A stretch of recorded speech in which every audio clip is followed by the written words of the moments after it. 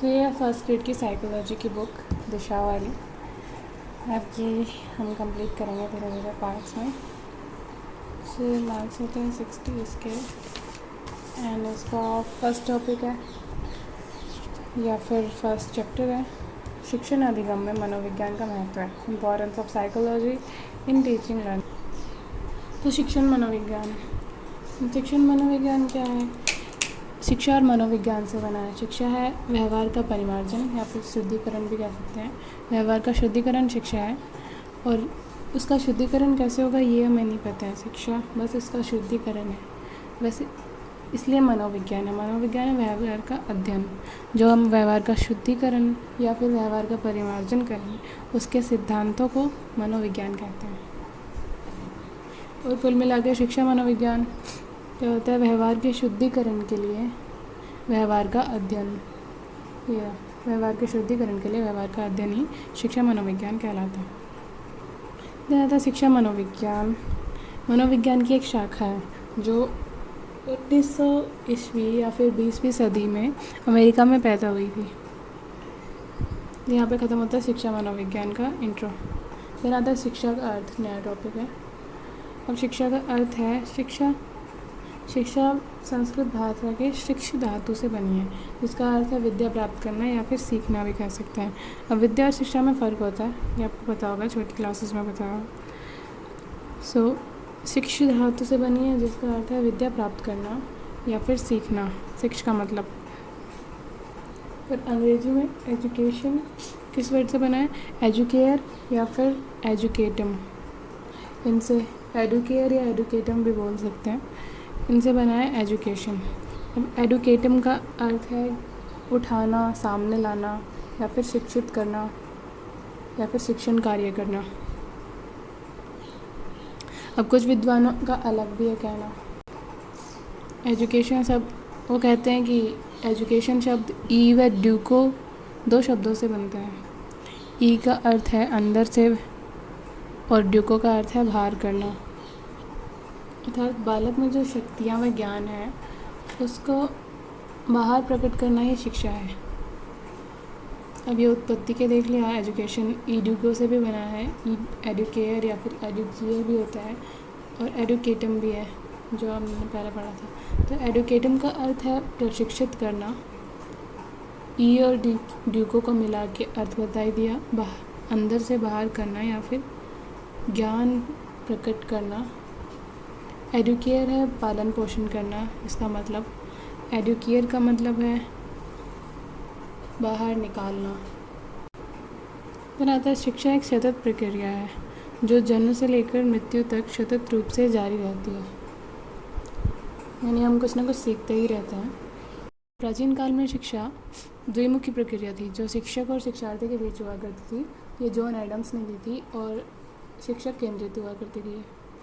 फिर आधुनिक काल में ये त्रिमुखी प्रक्रिया होती थी, इसने दी थी जॉन डीवी ने, और ये बाल केंद्रित हुआ करती थी। अब इसमें सिलेबस भी महत्वपूर्ण होने लगा, तो ये त्रिमुखी प्रक्रिया हो गई है शिक्षक, शिक्षार्थी और पाठ्यक्रम के बीच में। दिन आता है शिक्षा के 3 प्रकार। ये शिक्षा के बारे में चल रहा है सारा, आगे परिभाषाएं भी आएंगी। तो शिक्षा के 3 प्रकार है: औपचारिक शिक्षा, अनौपचारिक शिक्षा, निरौपचारिक शिक्षा। वो औपचारिक शिक्षा में क्या है? उद्देश्य निश्चित होता है, परिस्थितियाँ भी निश्चित होती हैं। जैसे अब स्कूलों में होता है, पता है 10th बोर्ड का है, और उसका सिलेबस भी ऐसे डिसाइड होता है कि नवंबर तक पूरा करना होता है ऐसे करके। अनौपचारिक शिक्षा है, उसमें ना तो उद्देश्य और ना ही परिस्थितियाँ, दोनों ही निश्चित नहीं होते हैं, दोनों ही अनिश्चित होते हैं। अनौपचारिक शिक्षा जो अपन खुद से करते हैं, जो हम बिना कोई टारगेट के करते हैं, रीजनिंग वगैरह, कि कहीं तो काम आ ही जाएगी। निरौपचारिक शिक्षा जो उद्देश्य तो निश्चित होता है और परिस्थितियाँ अनिश्चित होती हैं। तो शिक्षा की परिभाषाएं, ये सबसे इम्पोर्टेंट है। मतलब ये जहाँ भी मिले, किसने दी है, ये तो सारी रट लेना, अच्छे से अलग से लिख लेना। तो सबसे पहले अरस्तु ने दी है एक: शिक्षा मनुष्य की शक्तियों का विकास करती है, विशेष रूप से मानसिक शक्तियों का विकास करती है, जिससे व्यक्ति या परम सत्य, शिव और सुंदर का चिंतन करने के योग्य बन सकता है। तो अब ये रिलेट कर लेना, सत्यम शिवम सुंदरम से अरस्तु रिलेट कर लेना कि ऑब्जेक्टिव टाइप आएगा, पूरा याद करने की ज़रूरत ही नहीं है। देन आता है ड्रेवर। ड्रेवर ने क्या दी थी? ड्रेवर ने दी थी शिक्षा एक प्रक्रिया है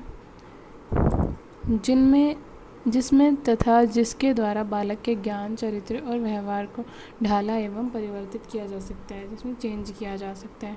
तो ड्रेवर से चेंज याद रख लेना, ड्रेवर चेंजर ऐसे करके याद रख लेना। फ्रोबेल ने कहा था शिक्षा एक प्रक्रिया है जिसके द्वारा एक बालक अपनी शक्तियों का विकास करता है। तो फ्रोबेल से बल याद रख लेना, बल से पावर याद रख लेना, मतलब शक्ति याद रख लेना। शिक्षा एक प्रक्रिया है जिसके द्वारा एक बालक अपनी शक्तियों का विकास करता है। देन आता है पेस्टोलॉजी ने क्या दिया था?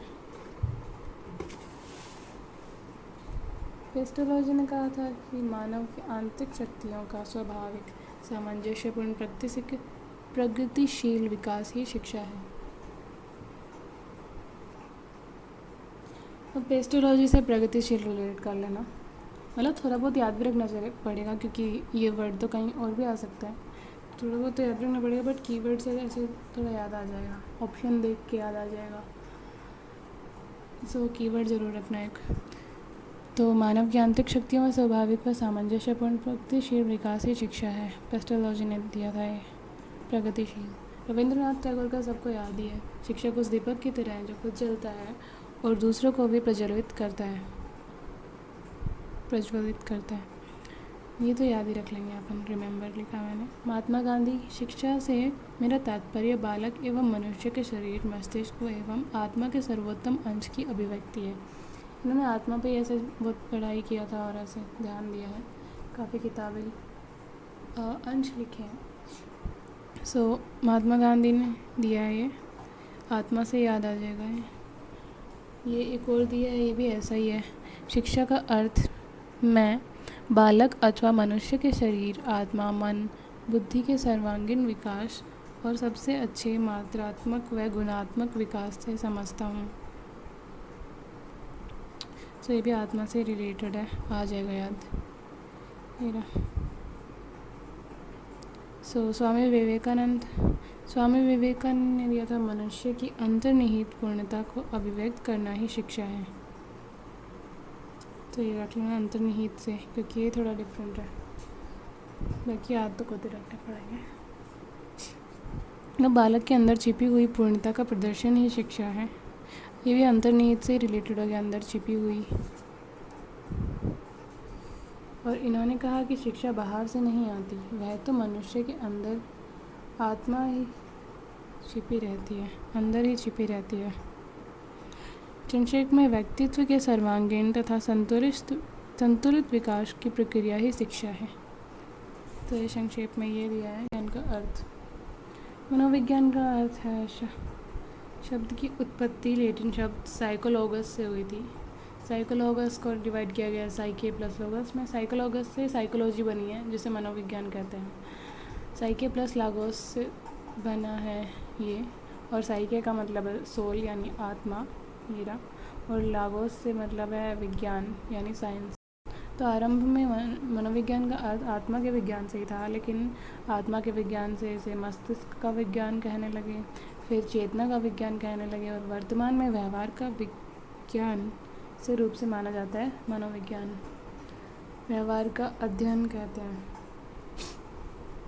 फिर आता है सर्वप्रथम मनोविज्ञान नाम यूनानी निवासी रुडोल्फ गोयकला द्वारा दिया गया।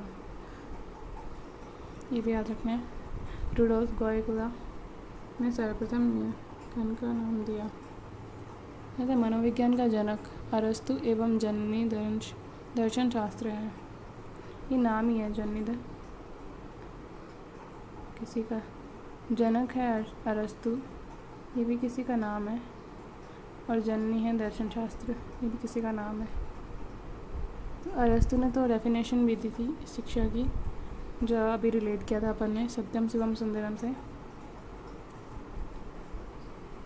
देना था अमेरिकी विद्वान विलियम जेम्स ने मनोविज्ञान को दर्शन शास्त्र के शिकंजे से मुक्त कर एक स्वतंत्र विद्या का रूप दिया, इसलिए इन्हें अमेरिकी मनोविज्ञान का जनक माना जाता है।